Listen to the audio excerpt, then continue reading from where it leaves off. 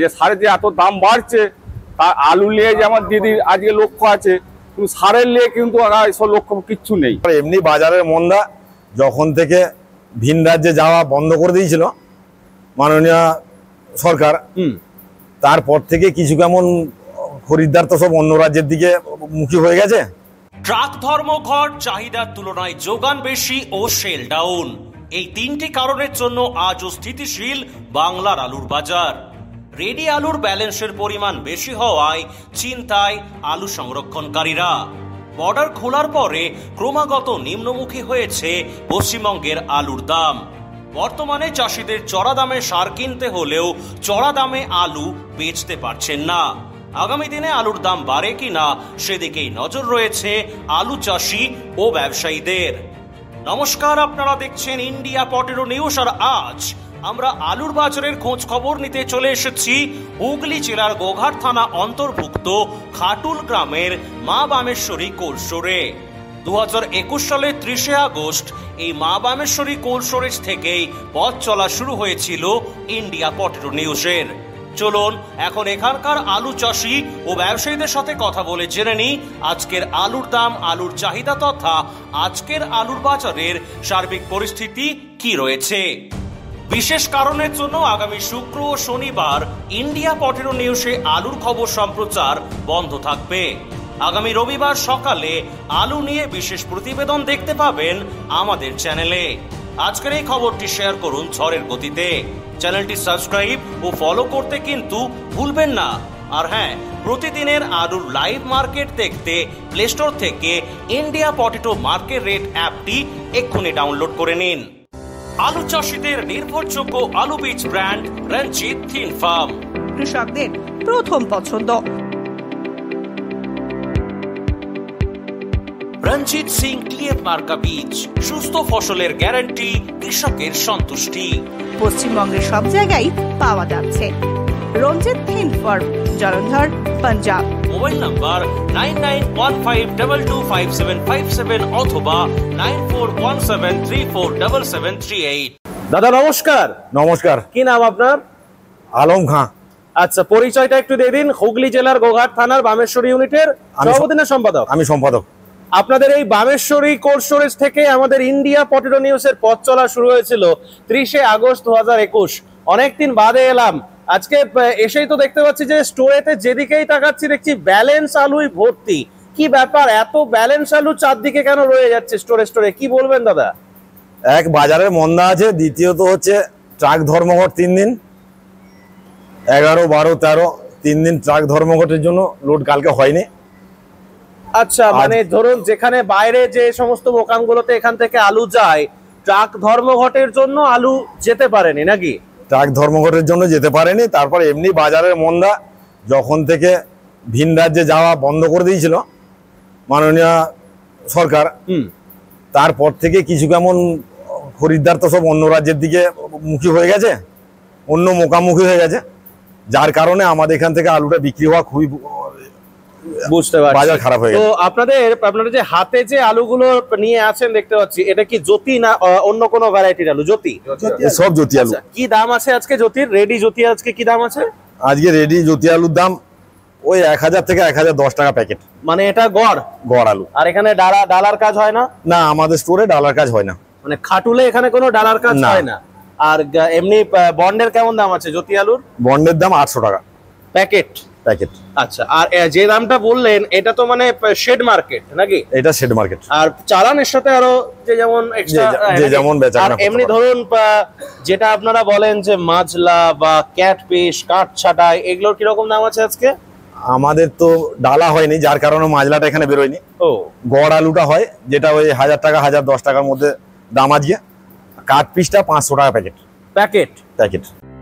পাঞ্জাবের উন্নত মানের 1 নাম্বার বায়োটেক আলু বীজ কাং এগ্রি ফার্ম, কুফরি জ্যোতি, পোকরাজ, হিমালিনী, চন্দ্রমুখী সুপার 6, কুফরি উদয় 7008, মোহন, সঙ্গম খ্যাতি ও সুখ্যাতি আলু বীজের বুকিং চলছে।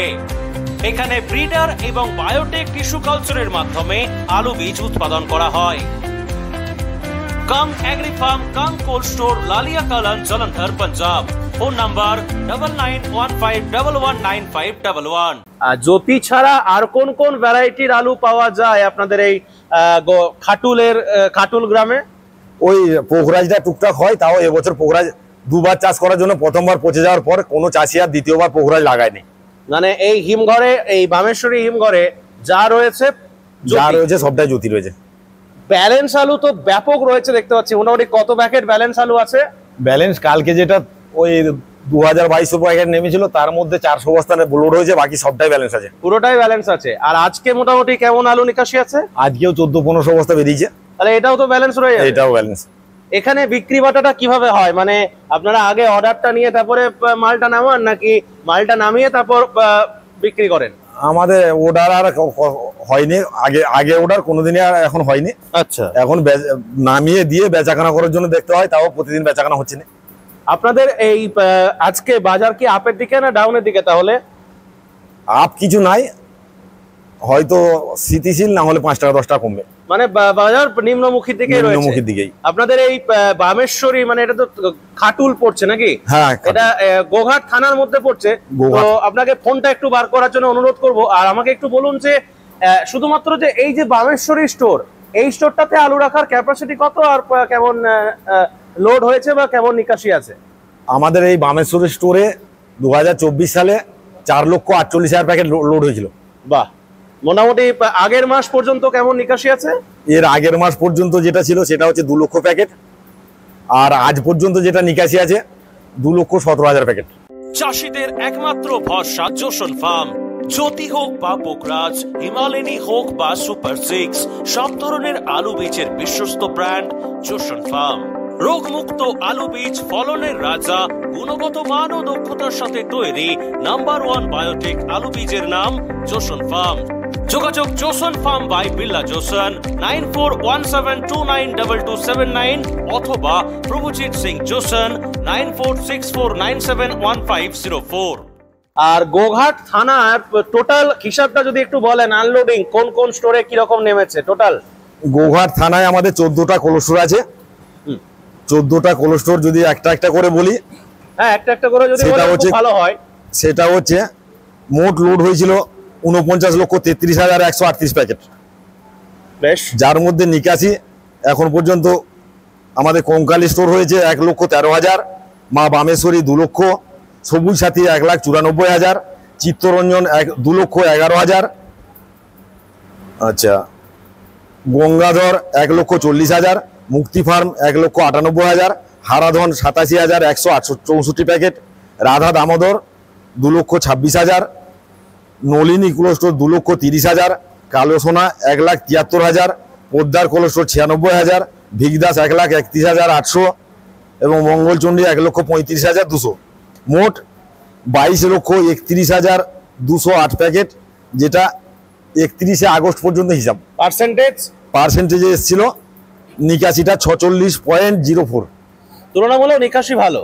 তুলনামূলক নিকাশি বলতে এভারেজ যেটা দাঁড়িয়েছিল আমাদের, তার সেক্ষেত্রে আমাদের গোঘাট থানা একটু পেছিয়ে ছিল। আপনাদের এখানে তো বোধহয় মানে গোঘাট থানাতে তো একটা নতুন স্টোর হচ্ছে শুনেছিলাম না? হ্যাঁ, নতুন কোথায় হচ্ছে এটা? নতুন একটা কোল্ড স্টোর হচ্ছে, যেটা হচ্ছে হাজিপুর থেকে নকুন্ডা যেতে মাঝখানটা করে ওই হাজিপুর থেকে 3 কিলোমিটার যেতে হবে। থানার অন্তর্গতই পড়ছে। হ্যাঁ, আমাদের 14টা ছিল, আবার একটা নতুন হচ্ছে, ওটা হলে 15টা। সামনের বছর লোড হবে। সামনের বছর লোড হবে। দাদা নমস্কার, আপনার নামটা একটু জানান। নমস্কার, আমার নাম গঙ্গাধর মাল।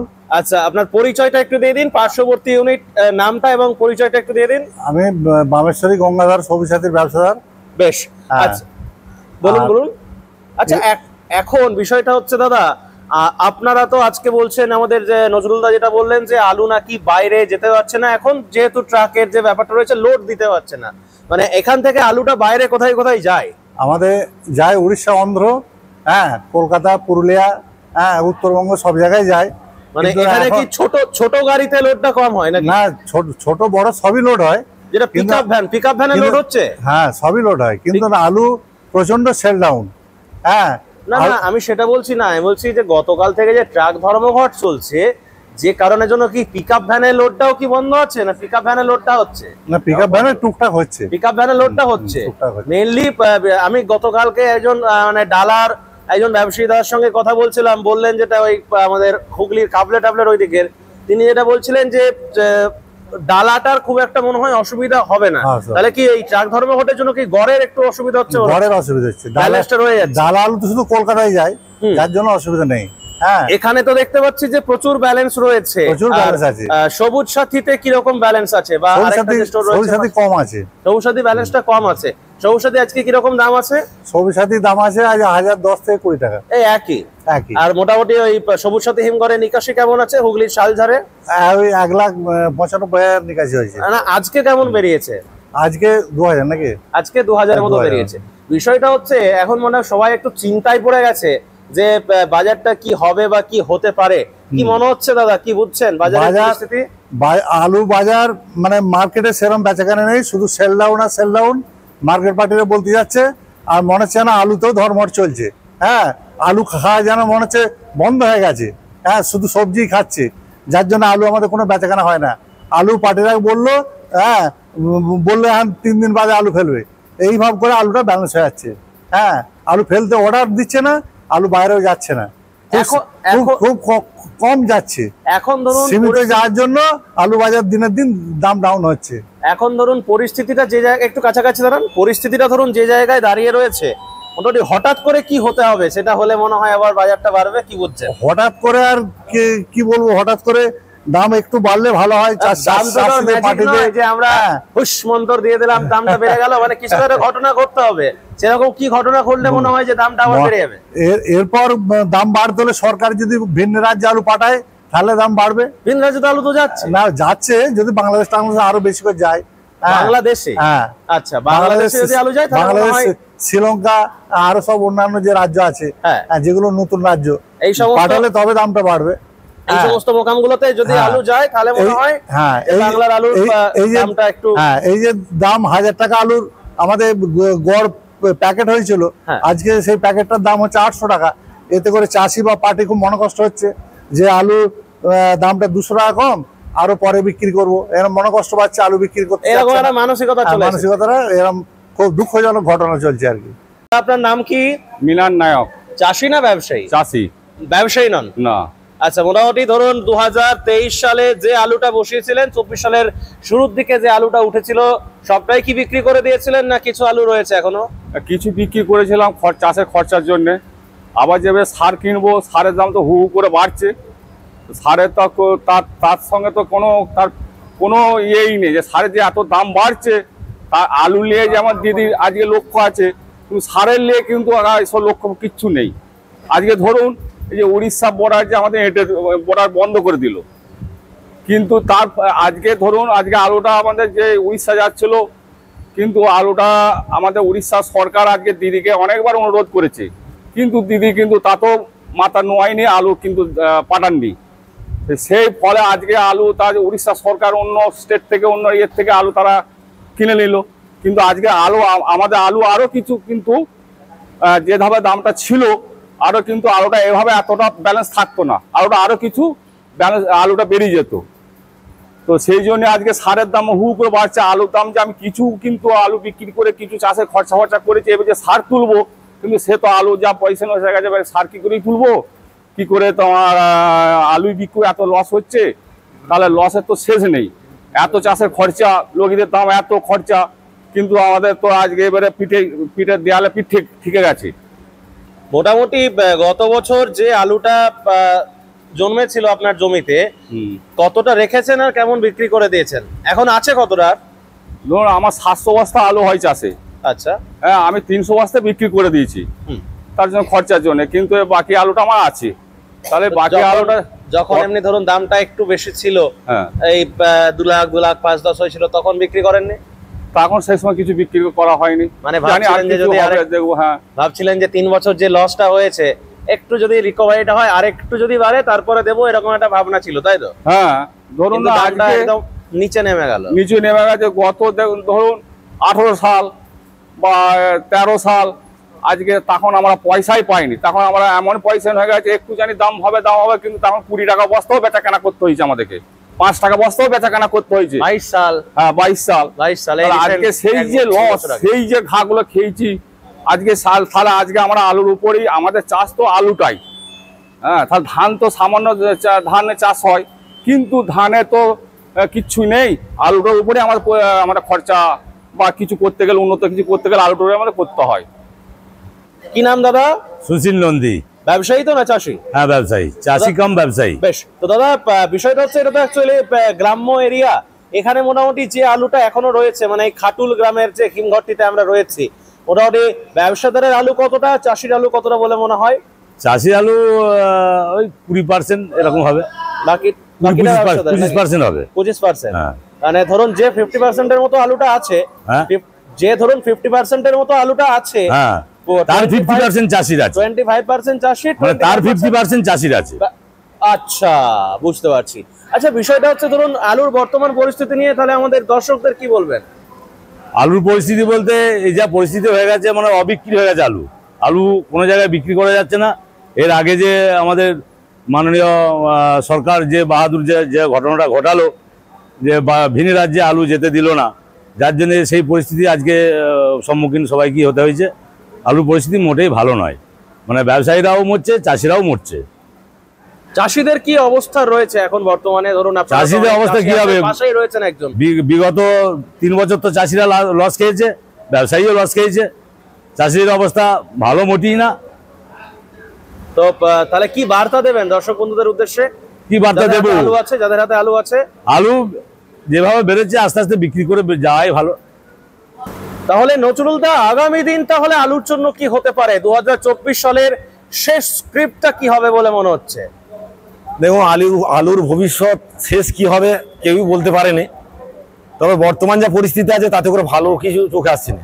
মানে কেন, একটু যদি লজিক দিয়ে আমাদের দর্শকদের একটু বোঝান। আমাদের রাজ্য সরকার এমন একটা জায়গায় পরিস্থিতি তৈরি করে দিল যে আলুটা নিকাশি হচ্ছিল, ভিন রাজ্যে যাচ্ছিল, মোকাম ভিত্তিক যে যা ধরা ছিল সেইগুলোতে এমন পরিস্থিতি হয়ে গেল, যার কারণে সেই মোকাম অন্য মোকাম ভিত্তিক মুখী হয়ে গেল, আমাদের আলুটা আর যাচ্ছে না।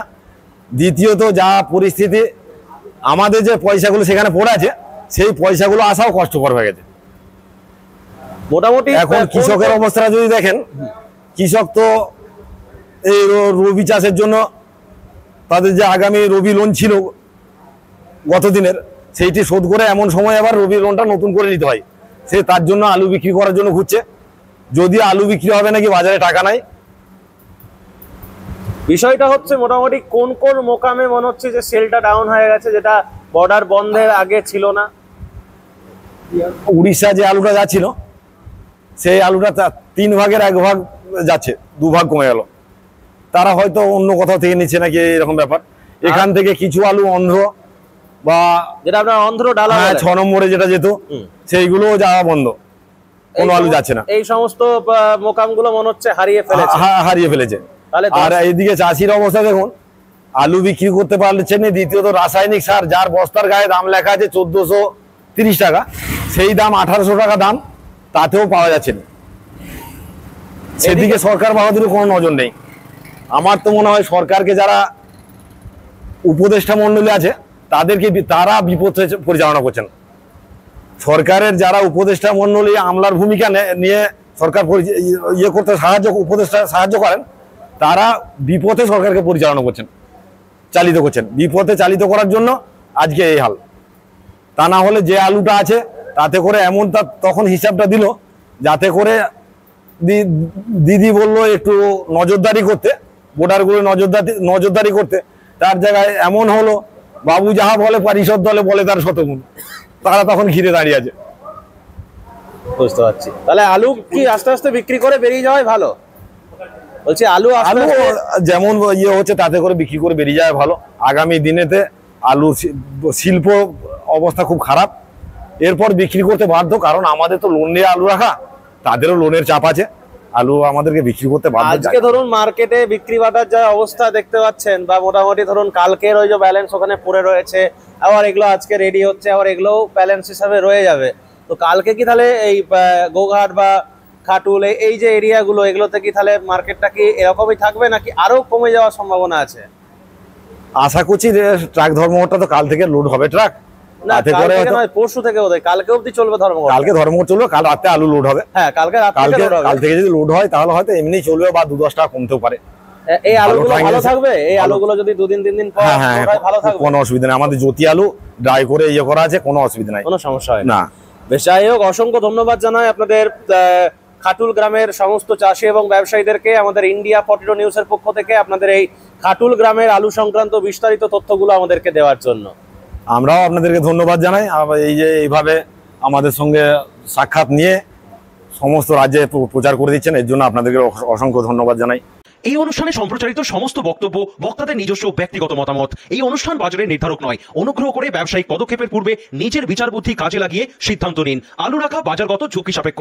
আলু রাখার পূর্বে ইন্ডিয়া পটেটো অ্যাপ থেকে বিগত বছরের লোডিং আনলোডিং রিপোর্ট ও তার পরিপ্রেক্ষিতে আলুর দামের ওঠানামা দেখে নিন।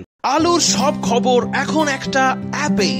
আলুর প্রাত্যহিক বাজার দর, আলুর সর্বভারতীয় বাজার দর, আলুর সকালের বাজার দর, লোডিং আনলোডিং রিপোর্ট, বিগত 10 বছরের আলুর তথ্য, সারা ভারতবর্ষের 20,000 আলু চাষী ও ব্যবসায়ীদের তথ্য এখন আপনার হাতের মুঠোয়। প্লে স্টোর থেকে আজই ডাউনলোড করুন India potato market rate app. 2012 সাল থেকে প্রতি মুহূর্তে আপনার সঙ্গে।